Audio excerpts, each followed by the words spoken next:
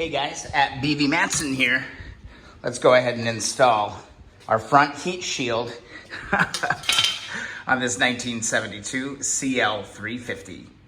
All right, your heat shield attaches to the bike. Let's see, which way does it go? I think it goes this way.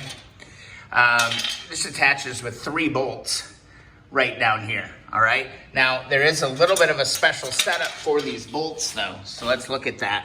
This is where those insulators come into play. Remember the insulators? And remember how there was a washer kind of attached to those. If you go and pick at them long enough, the washer is gonna come disconnected from that. So what you wanna do on each one of these bolts, you're gonna have an insulator, all right? And then you're gonna put the heat shield on, and then you're gonna have another insulator. So actually I kind of did that in reverse. Like it's basically an insulator. The heat shield goes in between 2 of the insulators, and then that gets put into the bolt. These insulators are really, really tough to find. I actually don't have enough to do all of the heat shields today, but I did track some down online. So if you need some, here's where I found them. So one of the reasons that this part is difficult to find is because the part number has actually changed multiple times. CMSNL does a great job, and I was able to track down the new part number on a website here in Michigan, Jack Small Engines. The part is there. They're $1.64 a crack though, and you need 18 of them if you're gonna do all of them. All right, so let's install the heat shield. Remember, 2 insulators and a washer. The tricky part, honestly, the trickiest part of the whole darn deal, yeah, it goes just like that on the bike, is making sure that you get this insulator on here first, all right, and that it stays there. So just feed it through on the piece and just kind of hold it there. And then we're gonna have to kind of, we'll put some anti-seize on this to hopefully kind of keep it in place. But you should be able to kind of do a little balancing act, and you're gonna wanna do that with each one of the bolts. Just get them pre-placed so you can quickly kind of tighten them up and send them home. All right, so I'm just gonna get my anti-seize compound ready, and then as I kind of push each one of these through, I'm gonna be able to apply that. So again, washer, and then I'm gonna go anti-seize lubricant, kind of heavy, and then grab my insulator and throw that on there. Hopefully that will kind of stick. And I'm gonna do that for each one of my bolts. Push that through, grab some anti-seize, be a little liberal with it, drop the insulator on. Oh, that didn't quite work. That didn't quite work. Maybe I didn't have quite enough anti-seize. This other one's holding really good. You just don't want it to slide out, because there's no way for you to slip your finger behind that and get it to work. It's impossible. You know, to like put it on the bike and then try to put these on after. It's all kind of got to go in one nice fluid motion. So now, oh God, I have it. It's almost there. All right, and that was like the absolute worst time to have to change camera angles. But I'm gonna try my best to kind of get these sitting in position and put these things home. Just real light, just get them started. That one go?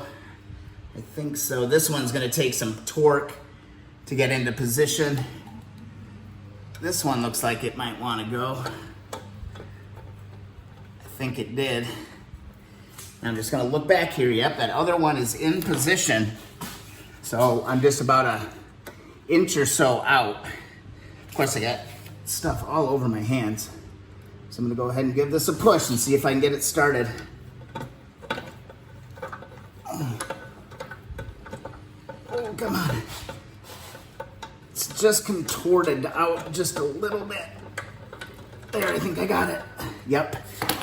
Beautiful. Okay, just need to tighten the hell out of this. How cool is this? Oh man, it is all coming together. Getting this all tightened down real good. Yeah. Come back over here. This one's a little bit stripped out, so I gotta be just a little bit careful with this one. Oh, can't see. Sorry guys, bad camera. And we'll turn that on, just like that. And give this another crank over here. Yeah, that ain't going anywhere. And that heat shield is installed. Let's tackle the next ones. All right, it's the same operation. Your covers are just, they're slightly different. If you look, one's gonna have a hole pattern, one and then one up and then one down, so it kind of staggers with the up in the middle. And your bottom cover actually has the hole going down. So that's essentially how this is all gonna get mounted. It's gonna go just like this. And again, the whole process is making sure that you get your insulators on to these. Now, remember, I don't have enough insulators. So I think what I'm gonna do is I'm gonna take all of my remaining ones and put them on this top cover, and then I'll come back and replace all of them once I get them in the mail. I'll put the other ones on. So I think I'm just gonna make sure, because this is the one you'd probably come in contact with the most, if anything. So I'm just gonna, again, put my bolt in there, just like that. Grab my insulator, and then reach over here, put a little dollop of goodness on that. Hold that thing in place for a little bit while I do all of these other ones. Same process. We're getting so close, guys. Like, we're getting ridiculously close on the 1972 CL350. I can't believe the progress that has been made on this bike, and it's just amazing. Woo! That's pretty damn special. What do you guys think? There it is, side covers. The insulators are the toughest part.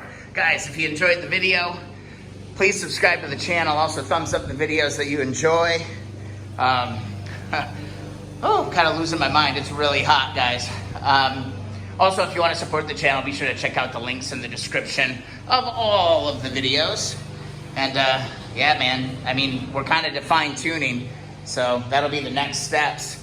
I mean, this thing, so far, seems like she's ready to go. See you guys in the next video.